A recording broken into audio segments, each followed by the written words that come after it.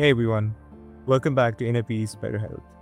I'm Sayan, and today we are talking about something that sits right at the intersection of spirituality and real life healing, forgiveness. Because it isn't just about be the bigger person quote on a mug.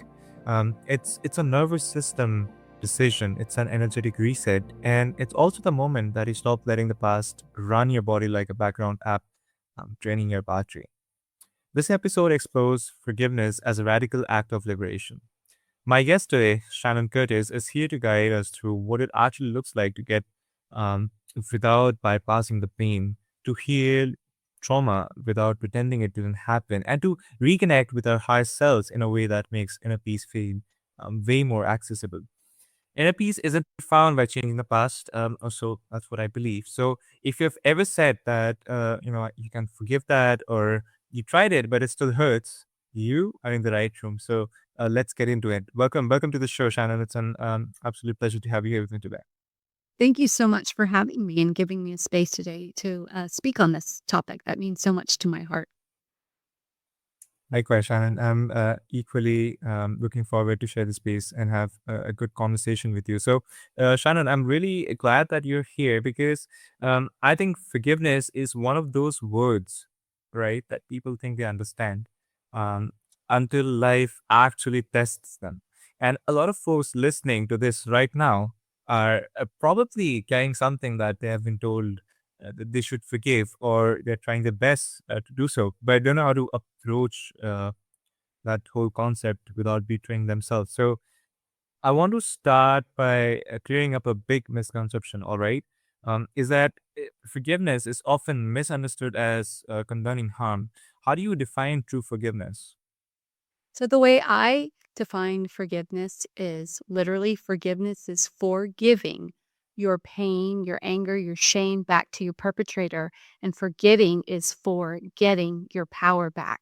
So, we have the words, we just don't understand them. But we're also not taught what the true meaning of forgiveness is.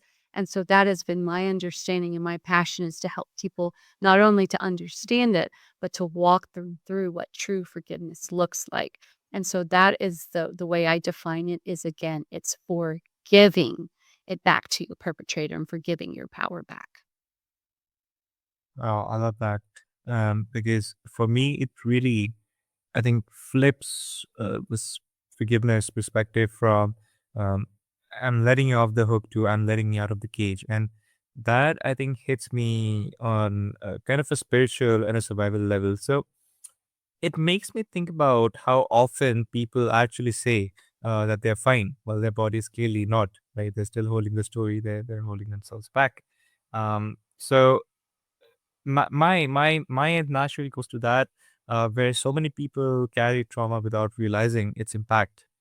Um, so as for you, how do you or how does unresolved pain, I think, or how would you? Okay, let me rephrase this. How would you, frame this message of uh, you know, people that carry trauma within themselves, and how does unresolved pain block inner peace and in turn affect our health?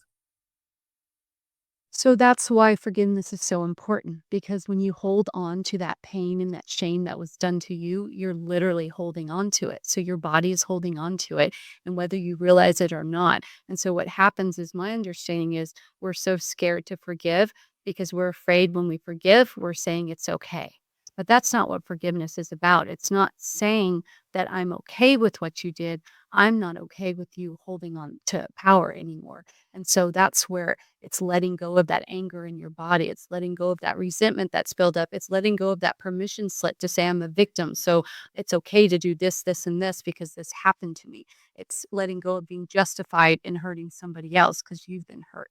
And so that's what happens is we store it in our body, and we don't even realize that we're actually the ones that are still hurting.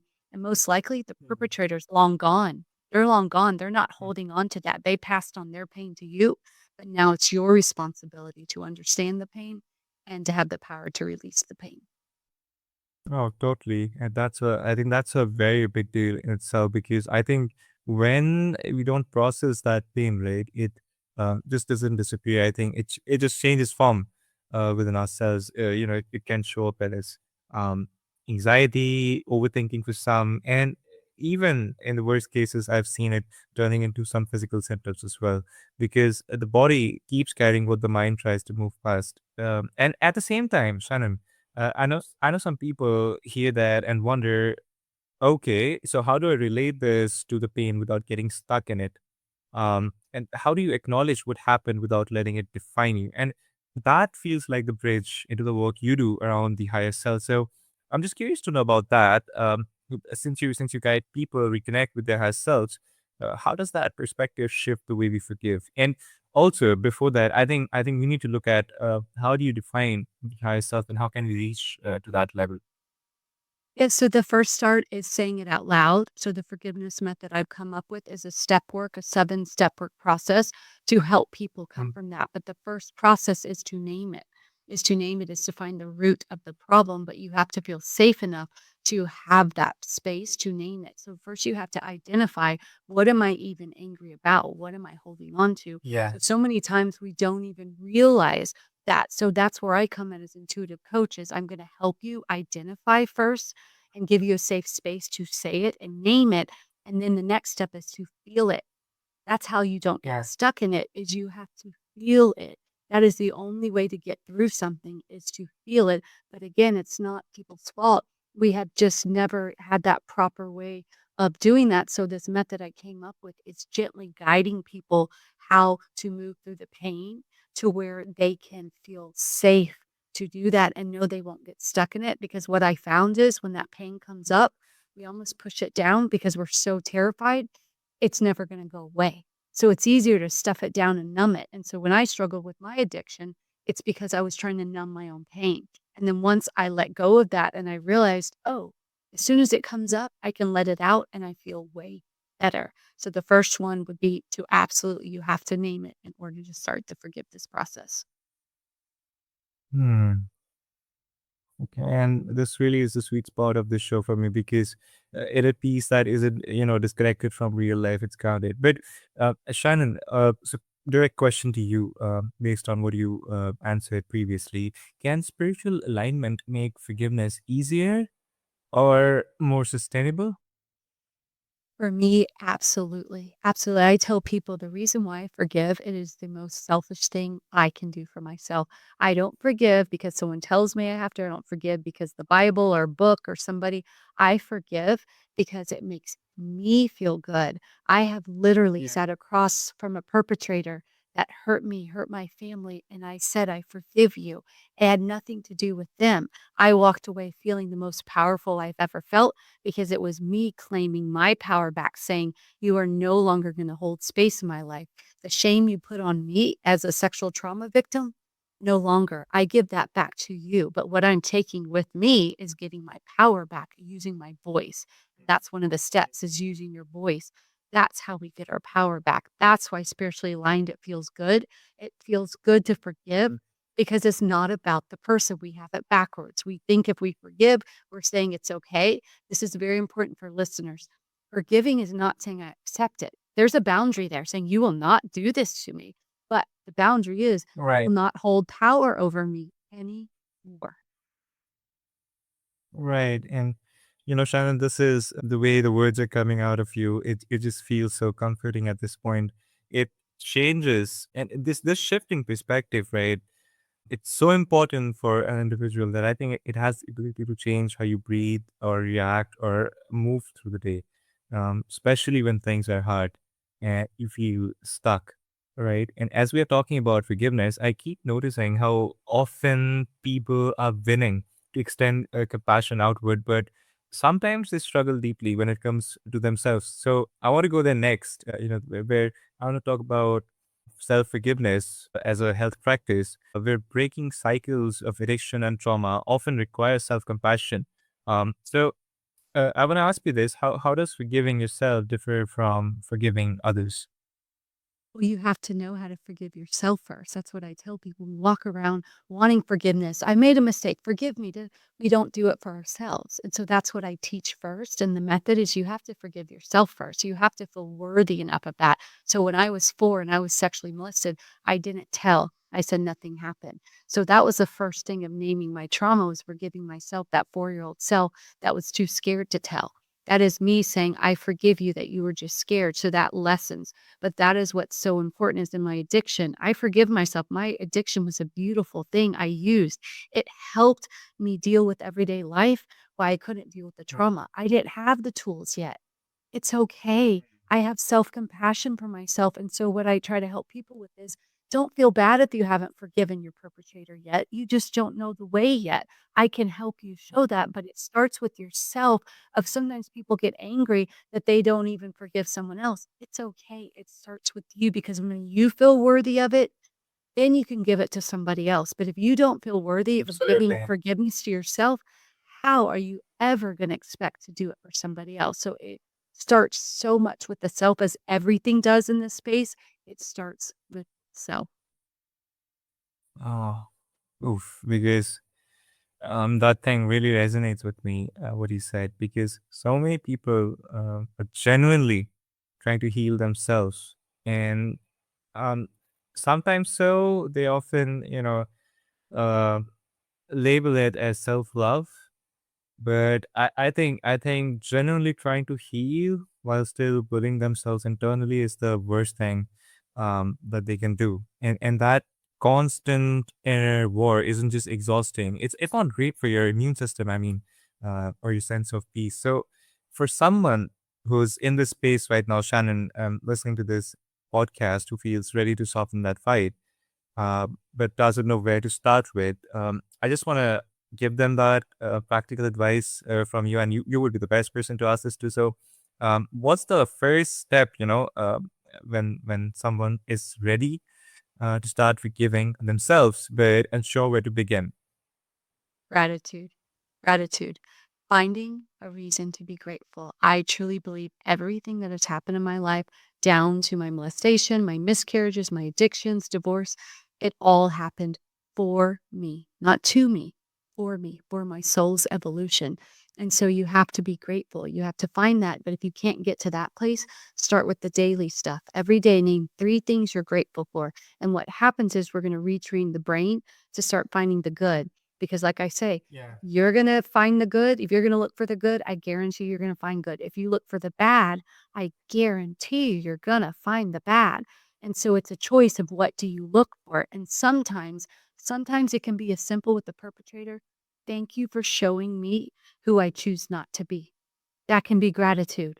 Thank you because the way you hurt me, I never want to make someone feel that way. So thank you for giving me that discernment. And when you start turning that gratitude into it, it will change your life because you will start looking for it. So when things happen, you get cut off on traffic, you're like, oh, thanks. I must have not needed to be there at that time. A traffic accident. Okay, Mm. 5 minutes. That's more time to just sit in my car and reflect. Whatever it is, if you can start taking everything, that is the true power of knowing no matter what happens to you in life, you can always find something grateful for. You don't have to worry. That's it. I walk around not worrying about life because whatever happens to me, I'm going to find the lesson in it. Totally, that's such a powerful message. And just to add to your point, I think it's very important to write that on a piece of paper by yourself, and not just use um, a phone, right? A lot of people use their phones for jotting stuff out. But I think when you write it down yourself, you're not just thinking actively. Your brain and your hand are like in sync. So I think it just um, creates that depth of finding something good even when you're like in the worst situation. So I would just like to add that to everyone who's listening to this, and I really appreciate this because Shannon, it reframes forgiveness as a process, not a personality trait. It's not something you either are or aren't. It's something you practice, right? In small honest moments. And my biggest takeaway from this conversation is that forgiveness isn't about erasing what happened or forcing yourself to feel okay. I think it's more about creating that internal boundary to stop reliving the past in your body. So, Shannon, thank you again for this very honest conversation. Absolutely. And I just wanted to tie it back into inner peace, what the show is all about. If you want true inner peace, start with self. Everything you're seeking outside of yourself is within yourself. And so if you're looking for forgiveness, start with yourself. If you're looking for love, start with yourself. If you're looking for peace, start with yourself. So that is my hope for everybody listening, is to know you have the power of everything you're seeking in your life is already within you. That's a powerful message, Shannon, definitely. And, thank you for holding this topic with so much care and clarity. And just before we wrap this off, would love to ask for anyone who's listening to this and, would love to connect to you, where can they find you on? Yeah, so they can go on my website, angelgoddesshealing.com, and they can find I do intuitive coaching. I have retreats. I have a children's book, an inner child book that's all about this. We're doing the forgiveness method that I came up with, and it's just to be kind to everybody, but also if it doesn't resonate with me, find somebody else. That is my hope, that if I can't help you, I have plenty of people in my space, healing space, that I will connect you with, because it's not about me. It's truly about helping an individual that's ready. So if you're ready, reach out and I can promise you, I will help you find the right person. Oh, thank you so much, Shannon. It's really comforting to, hear that from a person like you. And I think that's what this show is about, right? Helping each other. And I think that's the best note to wrap this up on. And if today's episode lands in your chest a little, good, because if this episode resonated with you, feel free to leave a comment, even just a few words, just to remind each other that none of us are carrying these experiences alone. And here's your mini challenge for the next 24 hours, guys. I want you to write down one sentence. No essays, no spirals. I release the need to relive this, right? And then take one slow breath and ask yourself, what would inner peace look like in my body today? Because I think inner peace isn't passive, it's practice. I'm Sayan, and this was Shannon Curtis. Until next time, protect your peace, and your body will thank you.